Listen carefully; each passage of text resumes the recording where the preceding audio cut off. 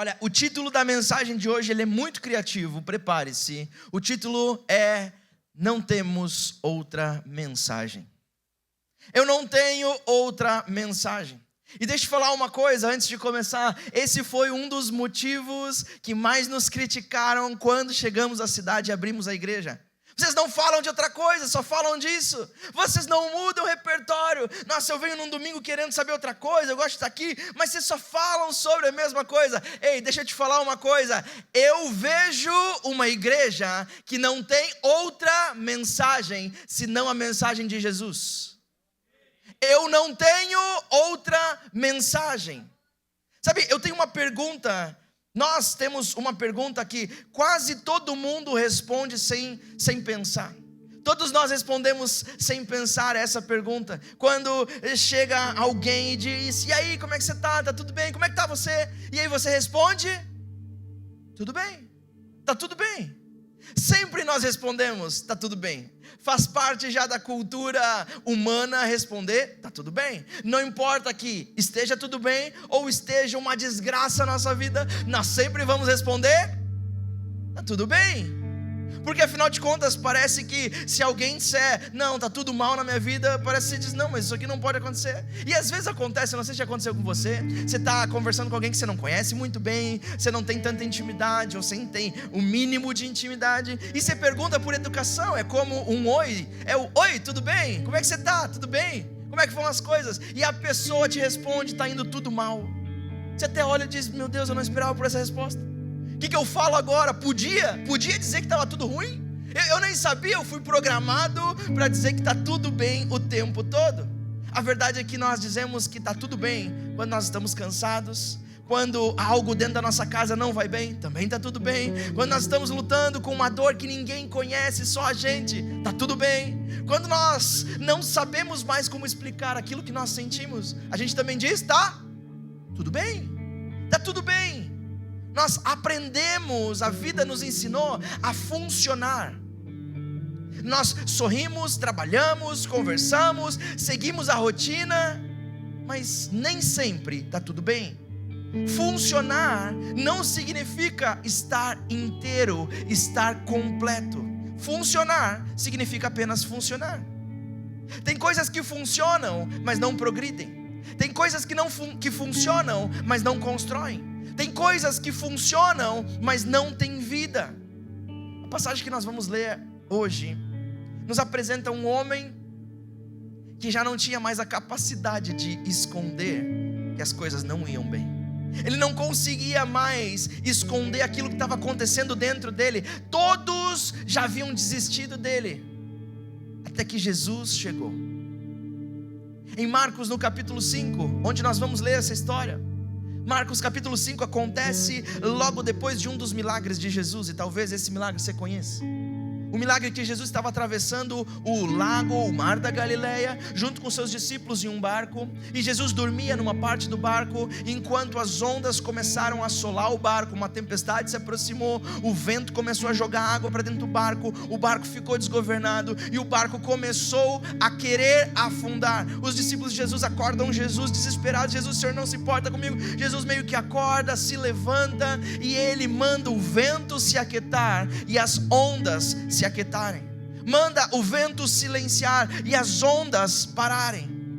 E o final desse milagre, o final dessa história acontece que, obviamente, o mar para, a tempestade para, os ventos param, e os discípulos de Jesus que estavam acompanhando ele no barco olharam um para o outro assustados e disseram: quem é esse homem que tem poder até sobre os ventos e sobre o mar? Só que essa pergunta não foi respondida nesse milagre. Essa pergunta começou a ser respondida quando Jesus colocou os pés na praia. Quando os discípulos acompanhando Jesus colocaram os pés na praia do outro lado da margem. E Jesus agora chega em um lugar que quase ninguém ia. Era um território culturalmente diferente da onde Jesus e os seus discípulos e os judeus iam. A cultura era diferente, o lugar era diferente, a forma de fazer as coisas era diferente. Na verdade, esse lugar era predominantemente de um povo que não era judeu. E eles chamavam qualquer povo não judeu como os gentios. era um povo gentílico, ou seja, havia os judeus e todo o resto era gentil. Por que isso? Porque eram pessoas que não seguiam as normas, não seguiam as leis, nem as regras, principalmente de purificação, de santidade religiosa, que os judeus. Então os judeus não se misturavam com essa gente, os judeus ficavam longe, porque ao estar perto dessa gente, eles entendiam que estavam contaminados e por isso afastados de Deus. Um judeu não ia nesses lugares. Esse lugar era um território diferente. Era um território onde havia muitos túmulos. E túmulos significa morte, e morte para um judeu é impureza. Um judeu não se relaciona com nada morto. Mas havia um homem aí completamente isolado. O cenário inteiro de onde Jesus desembarca com os discípulos comunicava a distância religiosa, distância social, distância emocional, distância humana, uma distância total e completa. Mas deixa eu falar uma coisa, nada disso impediu Jesus de colocar os pés naquela praia, porque nada para Jesus, na minha e na sua vida, o impede de colocar os pés, as mãos e abraçar a nossa miséria. Jesus não se assusta com o nosso pecado. Jesus não tem medo do quão mal podemos ser. Jesus não se assusta de quem nós somos. Mas eu quero ler esse texto com você. O texto está em Marcos, no capítulo 5, versículo 1 a 20. Nós vamos pular alguns versículos nesse texto, mas se você desejar, e eu espero que sim, leia o texto inteiro em casa. Mas para aquilo que nós vamos falar hoje, esses versículos são importantes. Diz assim: Jesus e os seus discípulos chegaram à região de Gerasa, do lado leste do lago da Galileia. Assim que Jesus saiu do barco, foi encontrar-se com ele, atenção, um homem que estava dominado por um espírito mau. O homem vinha do cemitério onde estava morando. Ele morava no cemitério. Você entendeu? O homem vinha do cemitério, ele morava lá. Ninguém conseguia prendê-lo, nem mesmo usando correntes. Muitas vezes ele já tinham amarrado as suas mãos, os seus pés com correntes de ferro, mas ele quebrava tudo e ninguém conseguia dominá-lo. Passava os dias e as noites nos montes, entre os túmulos, gritando e se ferindo de propósito com pedras. Mas ele viu Jesus de longe e correu, caiu de joelhos diante dele e gritou: Jesus, Filho do Deus Altíssimo, o que o Senhor quer de mim? Em nome de Deus eu peço, não me castigue. Ele disse isso porque Jesus havia mandado o espírito mau sair daquele homem. Jesus então perguntou: como é que você se chama? Ele respondeu: o meu nome é Multidão, porque somos muitos. E pedia com muita insistência a Jesus que não expulsasse os espíritos maus para fora daquela região. Agora nós vamos saltar um pouquinho.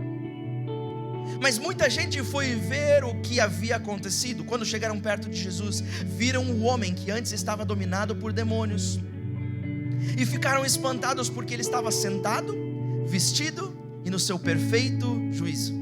Os que tinham visto tudo aquilo lhes contaram o que havia acontecido com o homem e com os porcos, quando ele estava entrando no barco, quando Jesus estava entrando no barco de volta para ir embora, depois de ter curado, transformado e libertado aquele homem. O homem curado pediu com insistência: me deixe ir com o Senhor. Mas Jesus não deixou e disse: volte para casa e conte aos seus parentes o que o Senhor lhe fez e como ele foi bom para você.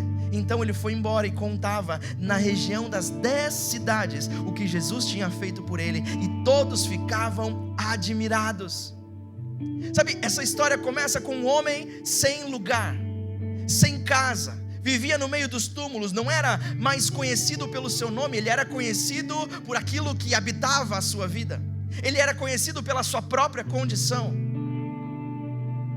Talvez você não se reconheça a nível de um espírito mau, mas quantas vezes nós somos reconhecidos não mais pelo nosso nome, mas pela nossa atual condição, por quem nós estamos sendo naquele momento. Ninguém se aproximava desse homem para reconstruir ele, para ajudar ele, aproximavam-se para prender ele.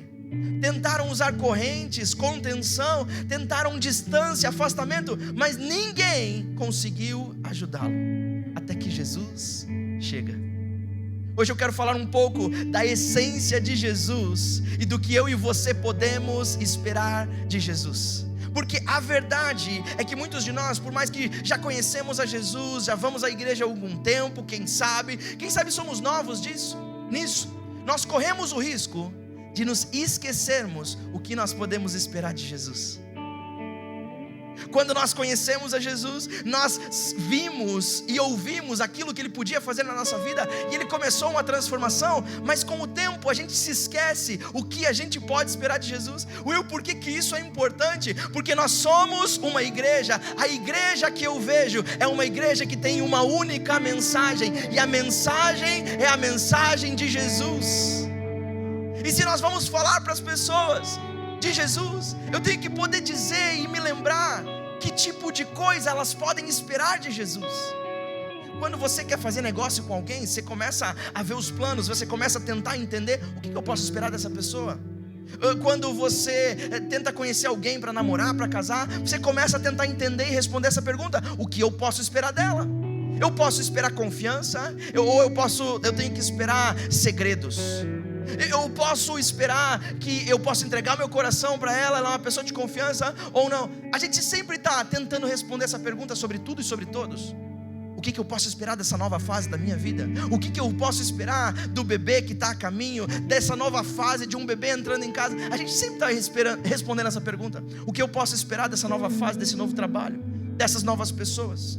Mas nós precisamos entender o que podemos esperar de Jesus. Porque eu vejo uma igreja que é como Jesus. E se nós somos como Jesus, nós precisamos saber o que esperar de Jesus. A primeira coisa que precisamos saber a respeito do que esperar de Jesus é que Jesus sempre vai aonde ninguém mais quer ir. Os lugares que Jesus escolhe para ir sempre são lugares que ninguém mais quer colocar os pés. As pessoas que Jesus escolhe se conectar sempre são pessoas que ninguém mais quer se conectar. Muito pelo contrário, querem se afastar.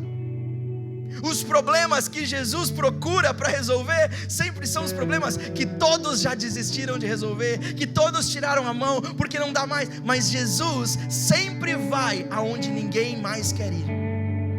Jesus é aquele que resgata o suicida.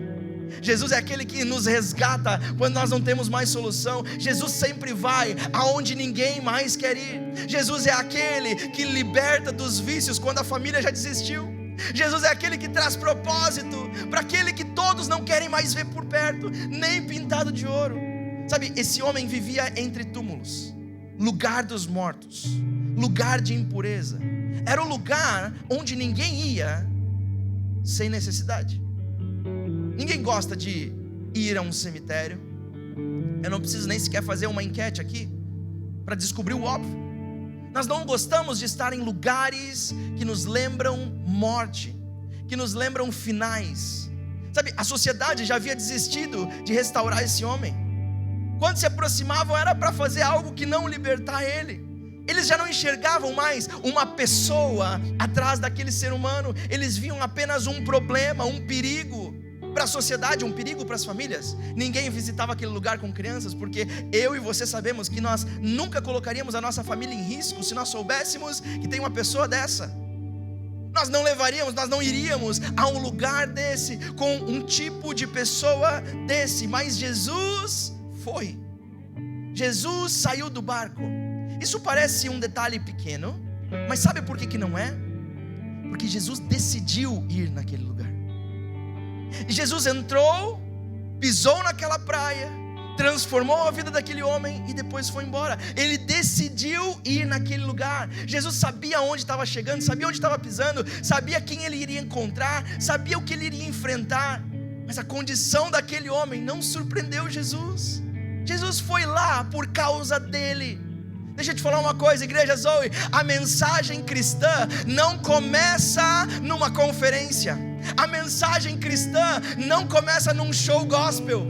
A mensagem cristã não começa nas nossas roupas. A mensagem cristã não começa no nosso carro ou nosso poder aquisitivo. A mensagem cristã começa em Deus não permanecendo mais distante da nossa ruína. Muito pelo contrário, entrando na nossa ruína.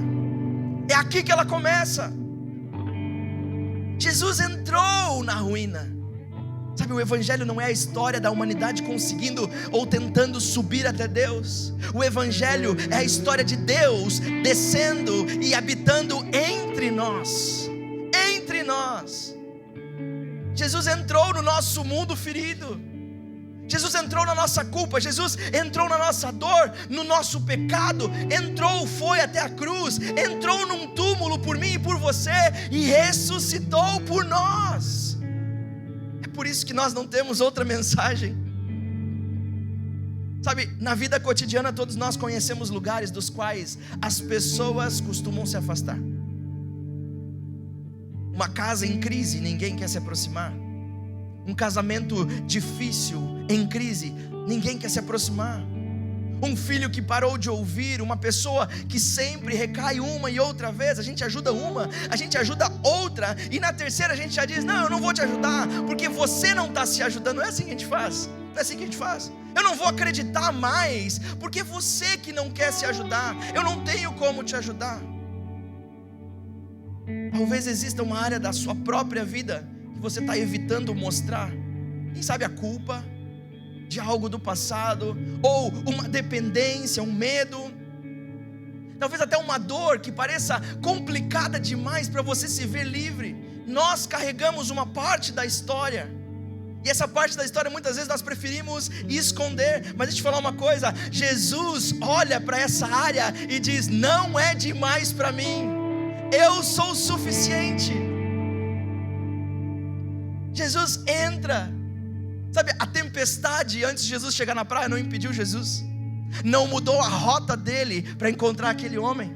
O território que ninguém pisava, muito menos um judeu religioso, não impediu Jesus de entrar na história daquele homem. Os túmulos, o cheiro, a falta de roupa daquele homem, porque ele andava nu, ele rasgava tudo, a insanidade, a loucura, nada disso afastou Jesus. Meu irmão, minha irmã, deixa eu te falar uma coisa: nada de ruim que há em você afasta Jesus de você. Muito pelo contrário, aquilo que há de mal em nós, aquilo que há de pior, aquilo que nós não conseguimos vencer, apenas aproxima o amor de Jesus sobre a nossa vida.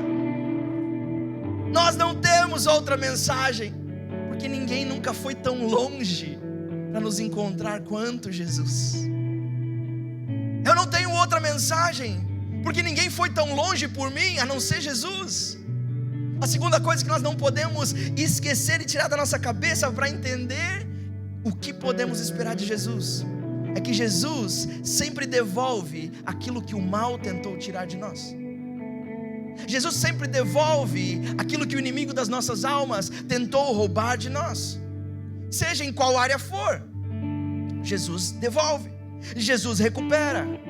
Eu acho fantástico que Marcos, ele descreve um homem antes do encontro com Jesus e descreve outro homem depois do encontro com Jesus. Antes ele vivia em túmulos, quebrava correntes, gritava, se feria a si mesmo, não conseguia mais conviver com ninguém, com ele mesmo nem com ninguém. Mas depois do encontro, Marcos descreve o mesmo homem de novo, e ele diz: ele estava sentado, vestido e em perfeito juízo perto de Jesus. O contraste é incrível, é completo.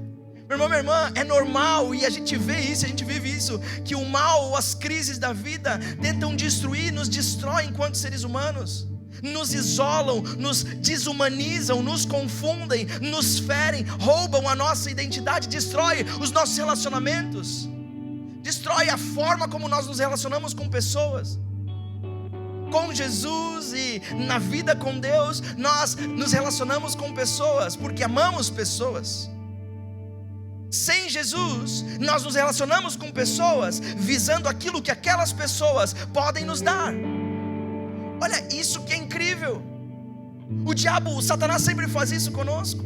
Nos coloca relacionamentos dizendo: ok, eu preciso de uma pessoa que seja assim, que seja assado comigo, que seja desse jeito, que faça as coisas assim. Nós sempre olhamos sobre o que essas pessoas podem nos dar.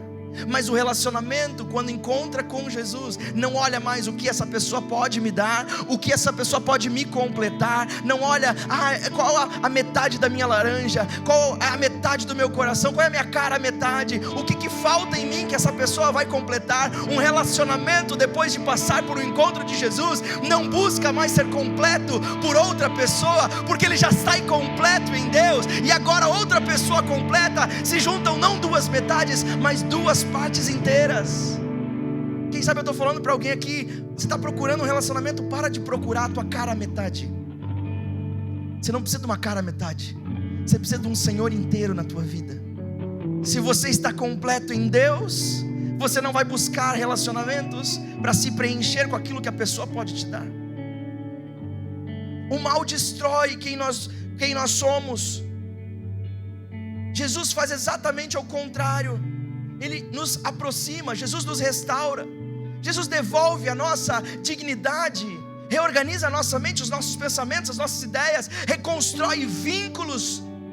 Jesus entrega propósito para nós. Sabe, o homem não foi apenas liberto de alguma coisa, o homem foi restaurado para alguma coisa. E esse aqui muitas vezes é o ponto. Nós queremos que Deus mude a nossa vida para vivermos uma vida mudada, mas esse homem não teve a vida mudada, transformada, para viver uma vida transformada apenas. Ele teve a vida transformada com um motivo, para alguma coisa. Não é sobre o que eu sou agora, é sobre o que Ele fez comigo. Sabe, deixa eu te falar uma coisa: Jesus não pediu que eu mudasse um comportamento destrutivo, mas Jesus tratou aquilo que estava me fazendo ter esse comportamento. Jesus não pediu que eu escondesse a minha dor lá no fundo, para ninguém ver e ser uma pessoa agradável para os outros. Jesus restaurou a minha dignidade. Ele não apenas quer que o meu casamento seja feliz e sem brigas. Jesus quer reconstruir o amor nos nossos casamentos, a confiança, a capacidade de ouvir. Jesus não quer apenas que você funcione, viva e respire. Ele quer que você volte a viver. Muitos de nós estamos funcionando todos os dias. Acorda de manhã, o despertador toca, escova os dentes, café da manhã. Eu não sei por que isso, mas isso acontece. Escova o dente para comer o café da manhã, depois escova o dente de novo.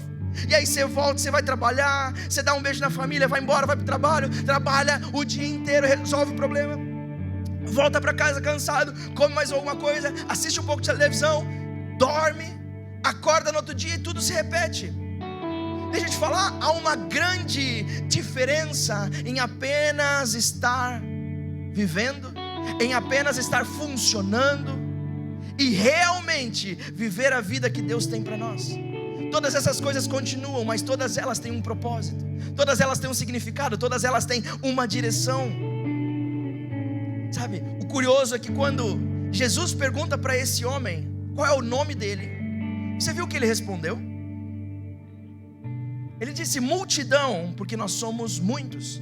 Ele falava da quantidade de espíritos malignos que habitava dentro dele. Ele falava não de quem ele era, mas ele falava daquilo que estava dominando a vida dele. Aquilo que o prendia começou agora a dizer quem ele era. Meu irmão, minha irmã, isso acontece com a gente também o tempo todo. A gente deixa de dizer eu passei por isso e começa a dizer eu sou isso. Talvez você tenha permitido que a tua dor terminasse a frase por você. Eu sou pontinhos. Eu sou o meu fracasso. Você não é o seu fracasso. Você nunca será o seu fracasso. O seu fracasso foi um fracasso, assim como serão outros fracassos, mas ele não determina quem você é.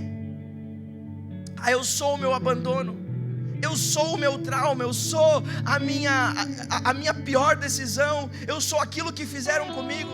Mas sabe o que é incrível? Jesus não te chama pelo nome daquilo que tentou te destruir. Ele sabe quem você é debaixo da sua dor. Ele sabe quem você é debaixo da culpa que tentou apagar você. Ele sabe quem você é debaixo da rejeição que te fez acreditar que você é um rejeitado.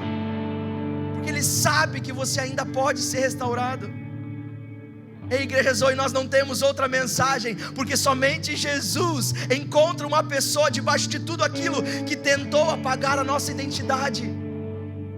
Por isso nós não temos outra mensagem. A terceira e última coisa é que quem foi transformado por Jesus não tem outra mensagem.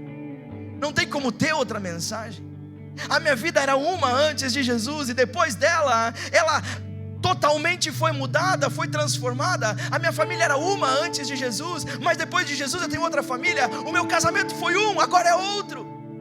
Depois que você recebe aquilo que Jesus tem para a sua vida, você não tem outra mensagem, não tem mais nada para falar. Jesus é suficiente, porque Ele foi suficiente para te tirar da onde você estava. Ele é suficiente para transformar a nossa vida. Ele é suficiente para transformar a nossa miséria, a nossa empresa, o nosso casamento. Depois de ser restaurado, o homem pede para acompanhar Jesus. Você viu isso? É óbvio que ele iria querer seguir aquele que transformou a sua vida. Ele queria entrar no barco, queria permanecer perto daquele que havia mudado a sua vida. Sabe, a presença de Jesus provavelmente era o primeiro lugar seguro que aquele homem havia visitado em décadas.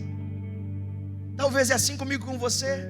Jesus provavelmente, quem sabe, é o primeiro lugar seguro que você recebeu em décadas, em anos, em meses. É óbvio que você vai querer estar com Ele, mas a resposta de Jesus é: não, você não vai comigo. Volta para casa. Conte aos seus parentes o que o Senhor fez com você, como Ele foi bom com você. Eu acho incrível que Jesus não entregou para esse homem uma teoria. Jesus não entregou para esse homem uma aula elaborada de teologia. Eu não sou contra a teologia, diga de passagem, eu sou teólogo formado. Eu amo a teologia, eu amo estudar a Bíblia. Mas Jesus não entregou nada complexo. E Jesus não entregou um curso de 7 dias. Jesus não entregou um livro de 21 dias para ser feliz. Jesus não entregou uma mandinga gospel. Jesus não entregou nada. Jesus não deu um ticket de um show. Jesus não deu um ticket de uma conferência. Jesus apenas disse e entregou uma mensagem simples: conte o que o Senhor fez com você. Conta o que Deus fez com você, como Ele foi bom com você. Isso é tão simples, não é simples, porque aquele homem poderia passar o resto da vida dele falando sobre tudo o que ele havia sofrido. É normal, a gente sofre, é o testemunho da nossa vida, é a história da nossa vida. A gente é traído, a gente é envergonhado, a gente às vezes pisa na bola e a gente vive uma vida ruim por causa das coisas que nós pisamos na bola, mas às vezes fizeram conosco, e a gente tem história para contar. A gente tem a história da nossa vida para contar, das coisas ruins que nos aconteceram, que muitas vezes servem de desculpas para nós mesmos, o porquê que nós somos daquele jeito. Não, eu sou assim porque o meu pai era assim, e o pai do meu pai era assim, então eu nasci assim, eu vou ser sempre assim. E às vezes isso vira desculpa. A nossa própria história, os nossos próprios dramas, a nossa própria circunstância difícil vira a história da nossa vida. Mas não para aquele homem. A história da vida dele até esse momento tinha sido correntes, túmulos, demônios, abandono, anos perdidos. Mas Jesus mudou o centro da história desse homem. Agora o centro da história dele não é mais as suas mazelas, as suas dificuldades, as suas traições, as suas dores, o seu luto. Não é mais isso. Meu irmão, minha irmã, talvez você tenha uma história de abandono, quem sabe. Mas deixa eu te falar uma coisa, em nome de Jesus, o abandono não precisa ser a única mensagem da tua vida. Talvez você tenha sofrido uma grande perda, uma grande dor, um luto difícil e profundo. Mas sabe, a perda não precisa ter a palavra final nos teus dias. Talvez você tenha cometido erros, que a gente comete erros, mas você não precisa passar o restante da sua vida anunciando a tua culpa. Talvez você tenha sido ferido por pessoas que deveriam cuidar de você, Mas deixa eu te falar uma coisa: a tua dor não precisa se tornar o assunto central da tua vida, porque depois de Jesus existe uma nova verdade, uma nova mensagem. Qual é a mensagem, Will? A mensagem é que eu estava perdido, mas fui encontrado. Eu estava preso, mas Jesus me libertou. Eu estava ferido, mas Jesus me curou. Eu estava sem esperança, mas a graça dele me alcançou. Eu não conseguia mudar sozinho, mas Jesus entrou na minha história. Jesus mandou aquele homem de volta para casa.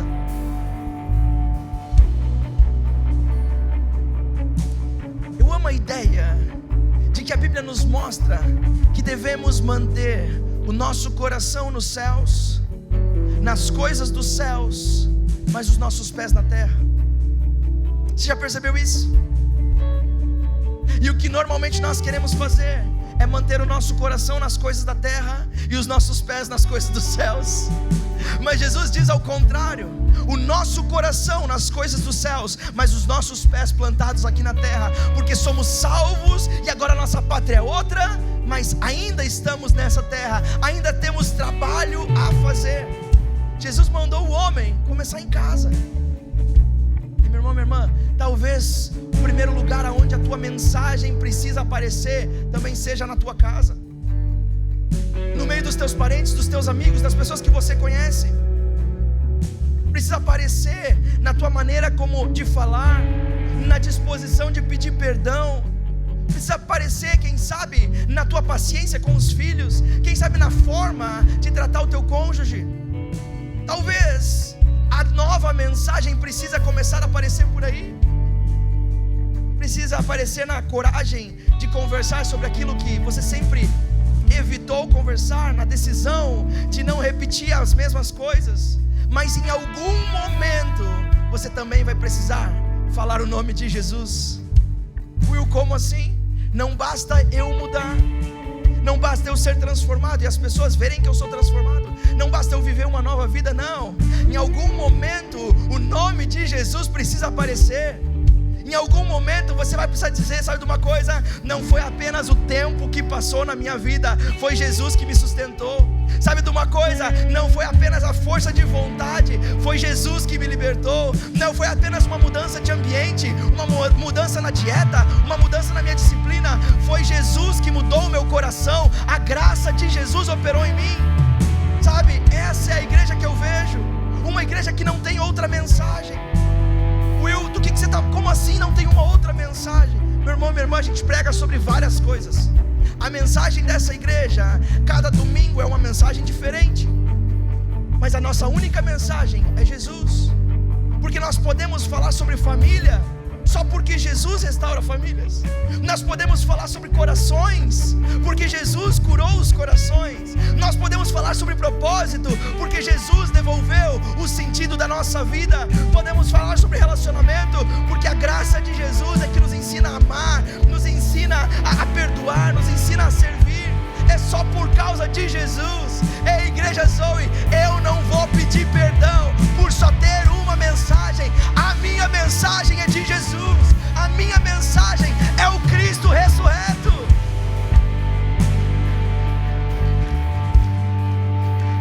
Sabe, tudo começa e termina nele. Tudo começa e termina nele. Nós complicamos as coisas. A mensagem que muda a nossa vida é a mensagem de Jesus. Ele é o centro da Bíblia. Não porque Ele está no centro da Bíblia, porque a Bíblia é dividida em Antigo e Novo Testamento, e quase metade dela é para um lado, e depois que Jesus nasce, começa o Novo Testamento. Não é por isso, e não é sem propósito que isso acontece na Bíblia. A Bíblia fala a respeito de Jesus, que Jesus é o Alfa. A letra Alfa é a primeira letra do alfabeto grego em que foi escrito o Novo Testamento. A Bíblia diz que Jesus é o Alfa e Jesus também é o Ômega. Ômega é a última letra do alfabeto grego. Então o que a Bíblia está dizendo é simples. Está dizendo o seguinte: Jesus estava no princípio, assim como diz João. Ele era a palavra, Ele estava com Deus, e por meio dele todas as coisas foram feitas. Jesus é o Alfa, o início de todas as coisas, e Ele também é o final de todas as coisas. A Bíblia também vai dizer a respeito de Jesus que Ele é o autor e o consumador da nossa fé. Ah, Will, você está dizendo que a minha fé não é minha? Não, não é. Foi Foi Jesus que a colocou dentro de você. É Ele que faz subsistir dentro de você, dá manutenção para a tua fé, e é Ele que completa a tua fé. Ele é o alfa, Ele é o ômega, Ele é o princípio, Ele é o fim. Jesus é a nossa mensagem. Eu vejo uma igreja em que Jesus é a única mensagem. Deixa eu te falar uma coisa: te transforma no chato, no que fala de Jesus em qualquer momento da vida. Deixa eu te contar uma coisa sobre Jesus, deixa eu te contar o que Ele fez na minha vida. Te transforma nessa pessoa, porque essa é a mensagem que transforma uma cidade e uma nação. Will, do que você está falando? Existe uma igreja específica nos Estados Unidos, e essa igreja estava localizada em Seattle. Já era uma igreja muito antiga. Seattle, nesse momento, nesses anos que eu estou falando, era uma das cidades mais perigosas dos Estados Unidos para se viver. Uma cidade de prostituição absurda em todos os cantos da cidade, uso de drogas, consumo de drogas altíssimo, um dos lugares com maior índice de suicídio. A cidade estava perdida. Talvez você já viu, ou você já esteve lá, ou você já viu seriados ou filmes mostrando Seattle. Mas para quem gosta aí de super-heróis, era basicamente Gotham City. Era um desastre a cidade. E essa igreja foi herdada por esse pastor. E esse pastor conta em um livro, e conta na sua história. Um jovem pastor herdou a igreja do pai, porque o pai faleceu de câncer. E foi uma história muito difícil. E ele era um jovem pastor. Diante agora dos presbíteros da igreja, dos anciões da igreja, ele tinha que dizer qual era o rumo da igreja, qual era o norte da igreja. E ele não sabia o que dizer. Ele orava: Senhor, para onde nós vamos? O que eu faço? Eu ainda estou sofrendo o meu luto, eu estou sofrendo a minha dor, mas agora eu tenho que tocar essa igreja. Eu não posso deixar as pessoas. E ele começa a orar, até que o Espírito Santo revela para ele. Ele diz: levanta o nome de Jesus nessa cidade, porque eu vou transformar a cidade. E a estratégia mais maluca e mais bizarra veio no coração dele. O que ele faz então é convencer os presbíteros, os diáconos, os anciões da igreja, a diretoria da igreja, dizer: olha, vamos investir o dinheiro que a igreja tem em outdoors por toda a cidade. O que você vai colocar lá? Vai colocar o dia do culto? Não. Vai colocar o nome da igreja para vir mais pessoas? Não. Nós vamos escrever apenas em letras garrafais gigantes: Jesus. Você está louco? Nós não vamos fazer isso, não vamos desperdiçar essa grana fazendo isso. É isso que vai dar certo. E eles alugaram todo tipo de outdoor, de placas no metrô, aonde eles podiam, eles colocaram o nome de Jesus. Deixa eu te falar uma coisa: sabe o que aconteceu naquela cidade? A cidade começou a ser transformada aos poucos. O índice de criminalidade baixou, o índice de drogadição diminuiu, o índice de pessoas se prostituindo diminuiu. A cidade agora começou a entrar no ranking de cidades boas para se viver. Como que isso é possível? Sabe por quê? Porque quando a nossa mensagem é Jesus, ela basta, ela é o suficiente. Se a tua mensagem for Jesus, é suficiente para transformar a tua família. Se a tua mensagem no teu casamento for Jesus, é suficiente para transformar o teu casamento. Se a tua mensagem for Jesus, é suficiente para transformar os teus filhos. Se a tua mensagem for Jesus, é suficiente para te libertar dos vícios, porque Jesus é o alfa, o ômega, o princípio e o fim de todas as coisas. Ei, igreja Zoe, eu vejo uma igreja em que a mensagem é Jesus, em que pessoas são salvas, pessoas são libertas, famílias são restauradas, casamentos reconstruídos através do nome de Jesus. Será que você pode ficar em pé comigo? Eu quero orar por você. Não uma oração qualquer, mas uma oração interna que você faça na presença de Deus. Deixa eu te falar sinceramente, eu não desejo que você saia daqui empolgado. Eu desejo que você saia daqui, talvez até um pouco quieto, se for o caso, mas dizendo: meu Deus, eu preciso fazer alguma coisa com essa mensagem. Eu preciso proclamar esse nome. Eu preciso alcançar a minha família. Eu preciso falar. Deixa eu falar uma coisa: a responsabilidade de transformar a tua família não é tua.